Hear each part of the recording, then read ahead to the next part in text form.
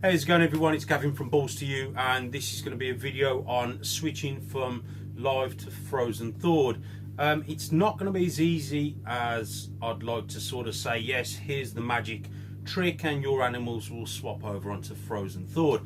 Unfortunately, guys, it doesn't work that way. So I'm going to try and break it down into sections. First things first, let's talk about the hatchlings.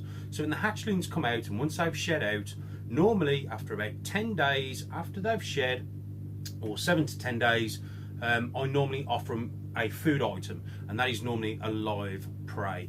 One thing you need to understand, again, these animals, to get them going, it's a trust thing. So with the babies, they've got to trust you. So sometimes when you open that tub and they're at the back and they're sort of coiled up a little bit and hissing or sort of striking at you, it's just fear aggression, guys. They're just scared. So the one thing you've got to understand, you're opening the drawer, they think they're going to get eaten. So sometimes you've got to build up a confidence with the babies.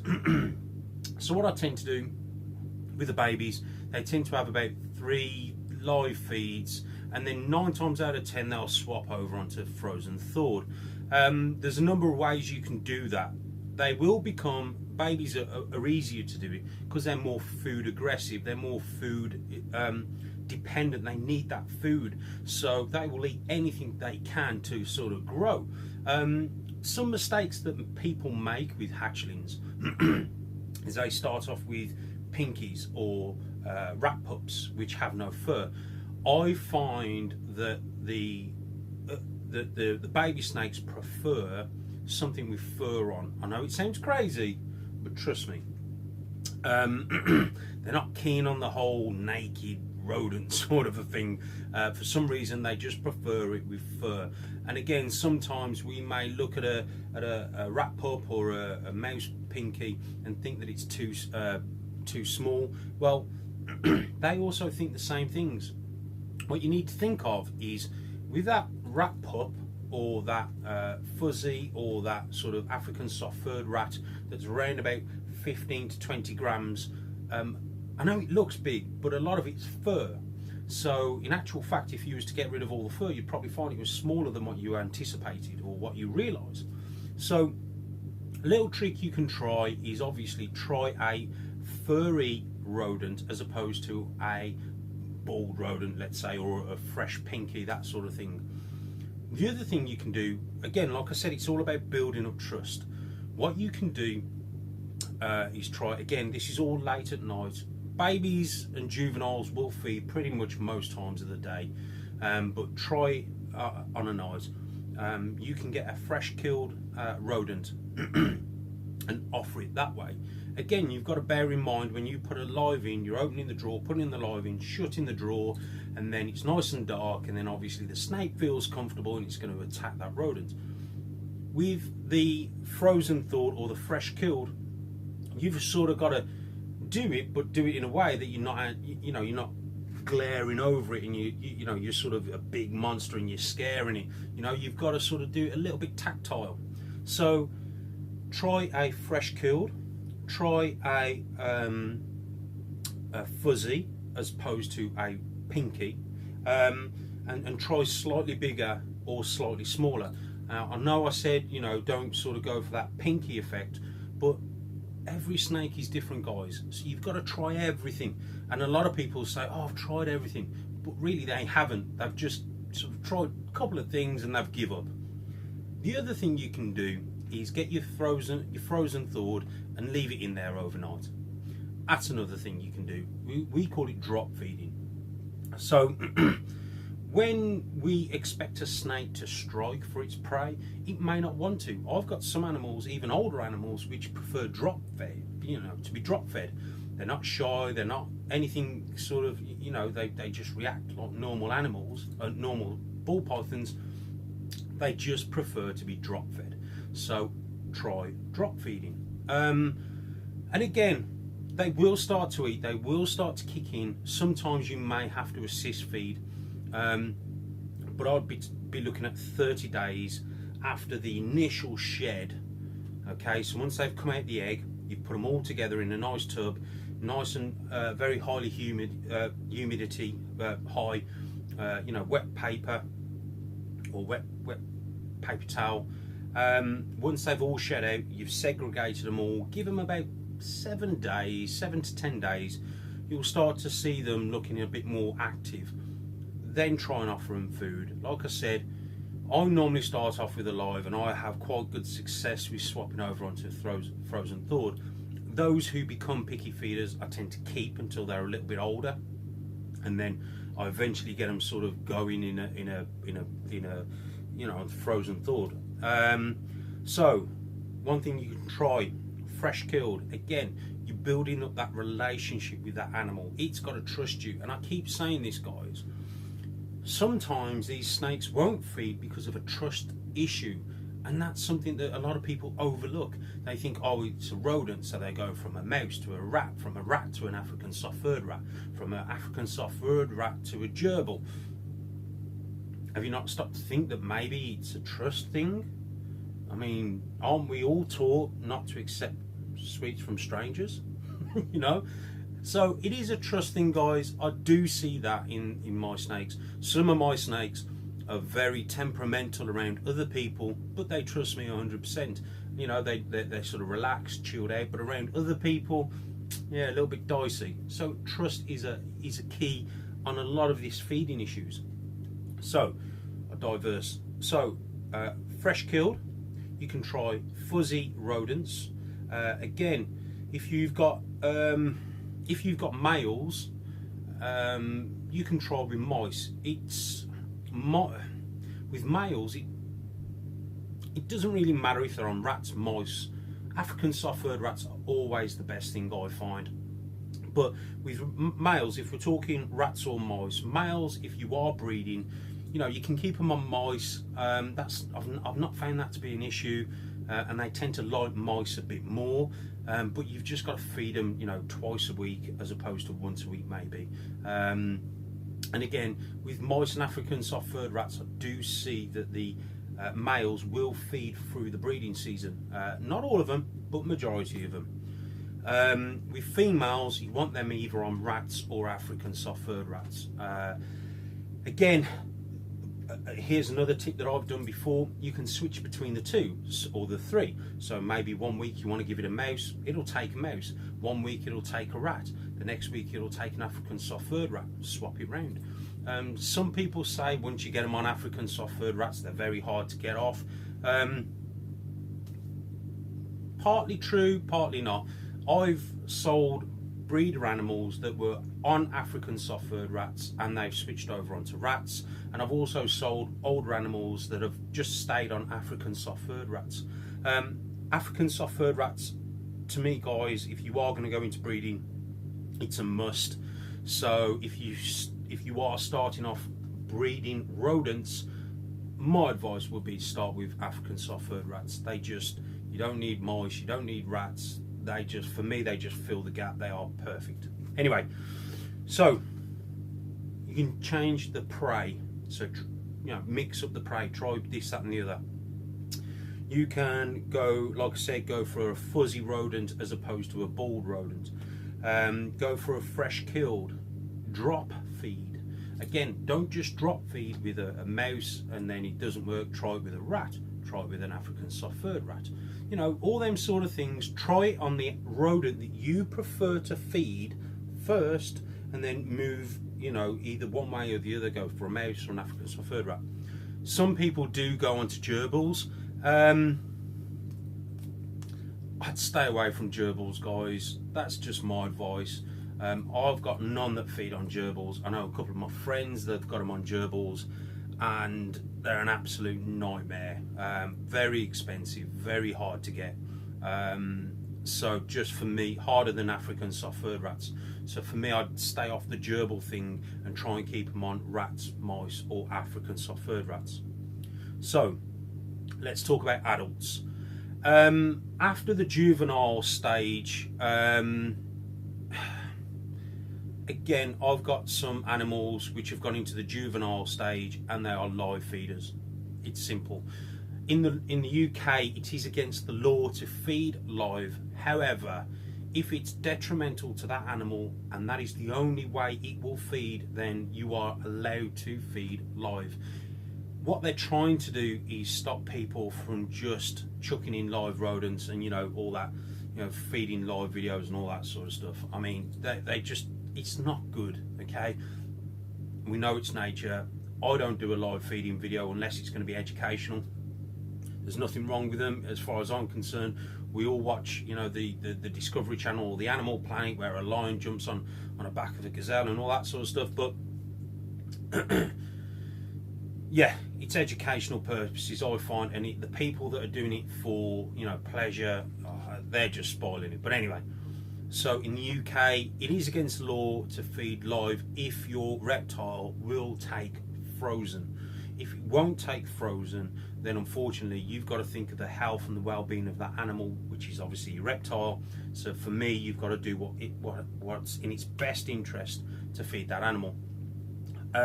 Juveniles, once they get to like a year of age, 6 months, you know, juvenile stage, if they're on live, unfortunately they won't swap over. Out of all the animals I held back from last year, there is 4 out of, let's say, 50 that are still on live. For me, it's not a problem. It doesn't really bother me, you know, it is what it is. They won't change over, but if it's a female and it's coming into the breeding season and you are breeding that female, if you remember back to my other video when I did the diagram about, you know, the female sort of follicular development, when we talked about when the female goes into the crazy mode, you know, the feeding mode, I have had females that will feed frozen thawed in that stage. Don't get me wrong, you know, once they've sort of done what they needed to do, they will convert back. Maybe, yeah, 50-50, let's say. I've had 2 females that way who were live, one converted back, the other one didn't. So you can sort of offer them frozen thawed and go about that way. Again, with adults, I've got a beautiful Orange Dream combo female, and she's stunning. But talk about hard to feed, you will not believe. 1 minute she's on live, the next minute she's strike feeding, the next minute she's drop feeding, the next minute she's back on live. She really does, you know, alternate what sort of mood she's in. At the minute she's drop feeding, so that's fine. Take a frozen, defrost it, put it in, leave it. So if you guys have got plenty of snakes, whatever the collection may be, if you've got plenty of snakes, I would always advise split your collection up maybe into half or 3/4, and feed over 2 or 3 nights. Because if you do get one of your snakes which is the funny feeders and they don't want to feed that night, you can feed that rodent to another animal, so you're not going to waste it. So again, same with adults, same with juveniles. You can try frozen thawed, obviously, which is what you would do, but you would start with the rodent that you would prefer to keep feeding. If that doesn't work, try a mouse, try an African soft-furred rat, try and mix it up. Some people say scenting works. I don't know. I've tried it. I've got no hard evidence to say it works. So I can't really say, yes, you can try it. It's worth a try. Anything's worth a try. Certainly try it.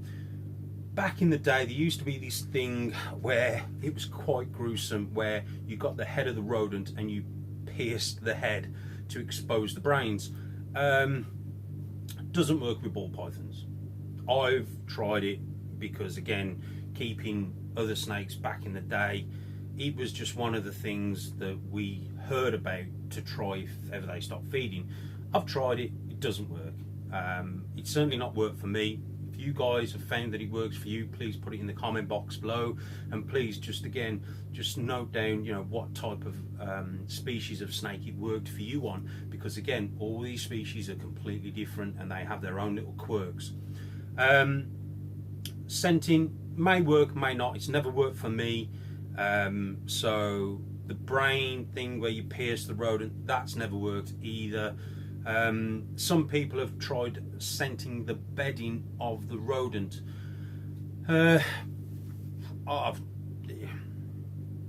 It's just a bit like the scenting of the other, you know, scenting another rodent on top of another rodent. It may work, it may not. Again, I've not got much data to sort of say yes, I've done this and yes, I've done that. The one thing I can tell you, and I did do this as an experiment a couple of years back, I had all my hatchlings, I fed all the hatchlings in one night, but what I did was, there was about 60 hatchlings. What I did was, half of them, or let's say 30 of them, I cleaned as I was feeding. So I'd offer the prey, they'd wrap, coil it, and then while they were coiled, I'd quickly spot clean, but because I used paper towel, just quickly just push it out, fresh paper towel in, fresh water, new its original hide, and then I'd lift the snake because the snake was still coiled and put it back in its tub, put it back in the rack.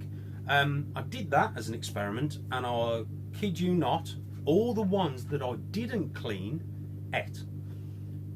There was, let's say out of half, so let's say 30, I would safely say there was 15, possibly a few more, on the side that I cleaned that didn't eat. They dropped the rodent and left it. That tells me that the animal, that the snakes prefer to feed in their own environment. So basically, don't go crazy with cleaning. I say breed them dirty, feed them dirty, because it does work. They, for some reason, feel safe and secure with their own scent. So when you're cleaning and taking it out, you're just getting rid of the scent. You're putting them back in, they're snapping out the feeding trance, and they're going, where am I? Where am I? They don't know. So they're now not interested in the prey, they're more interested in, where's my house gone? Where am I? And again, it's all that confidence thing. So I can tell you, if you're going to feed your reptiles or your ball pythons, feed them in the dirty cage and then clean them the next day, or clean them the day after. Okay, so put your feeding above your cleaning. With that in mind, again, like I said, these are all things that I've tried, and again, I've been honest. If it didn't work, I'll tell you. If I haven't tried it enough to tell you that it works, then again, I'm just being honest. So feed them dirty, try fresh killed, try drop feeding, again, very similar to the hatchlings. Try different prey. So again, try the one you wanted to try, then go either mouse or African soft-furred rat. The other thing that some people do is they go, well, my snake should be eating rodents that big. That's what I'm going to do. I'm going to feed it a rodent that big. And then they try and the snake doesn't eat it. And a lot of people don't try a smaller prey. And I'm not talking like half its size, I'm talking small.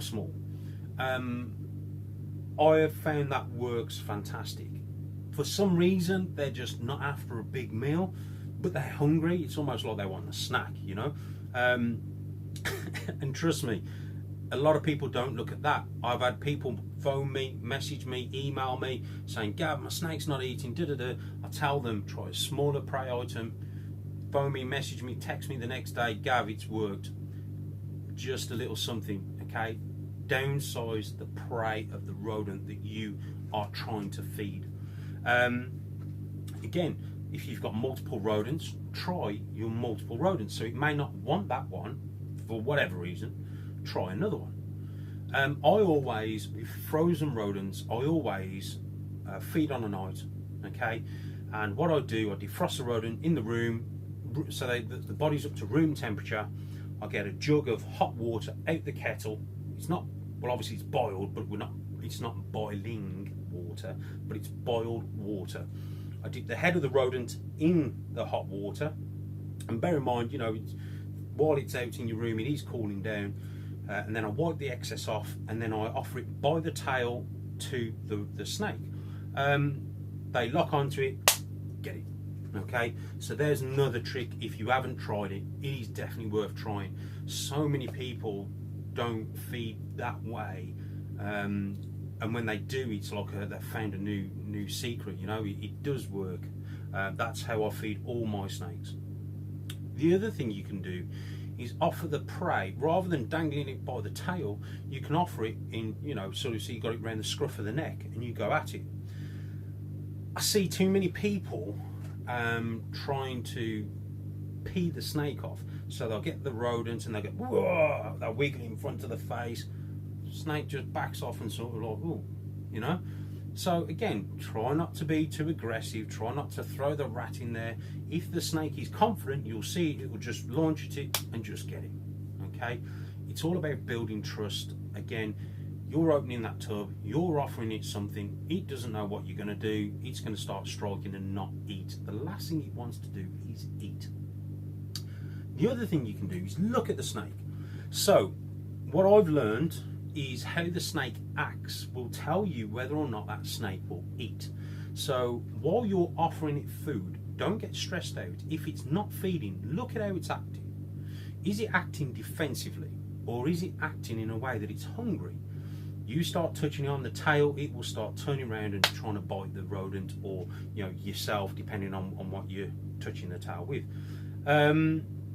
So again, try not to go in there and wave the rodent in front of its face. Again, I see that too much. Try not to stress the animal out. Nice and calm, nice and gentle. Again, look at the animal, look at the snake, look at how it's reacting, and then try and gauge exactly what it's doing, and try and put yourself in its shoes. Well, not quite shoes, but you know what I'm saying. Try and put yourself in its skin. Would you be scared? Because I think I would be. Another thing, a little tip you can do is after they've shed. So after they've shed, they pretty much they empty the bowels, they shed, and they're hungry. I've been able to convert an animal from live onto frozen, onto fresh killed and then onto frozen, just because it shed its skin. It's emptied its bowels, it's hungry, it's got, you've got to think like us. When our belly's empty, we're hungry. Put anything in front of us, we'll eat it. Okay? It's pretty much like that. They will attempt, or they may attempt to eat it. Fantastic. So yeah, try feeding after it's shed out. Another thing you can do, so we've covered the shedding. Okay, so if you've got a female that's about 1,000 grams, probably about 1.5 to 2 years of age, and it's stopped feeding, that tells me that that female isn't interested in food, it's interested in something else. If the female's at the front of the tub trying to get her way out, or looking like she wants food but doesn't take your food, she's probably looking for a male. I've had success with this. I've introduced a male, they've locked, I've taken the male out after a few days. A day or two after they've been locked, I offer her food and she takes the food. She doesn't know if there's a male about, and if there's a male about and she knows there's a male about, she knows now she needs to build fat reserves to grow them follicles.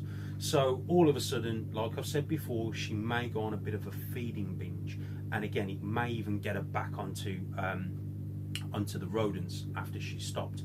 I've done that before, but be mindful. If you're not looking for eggs and you've not got your incubator, be careful, because you may wake up one morning with a clutch of eggs and not knowing what to do. So be prepared.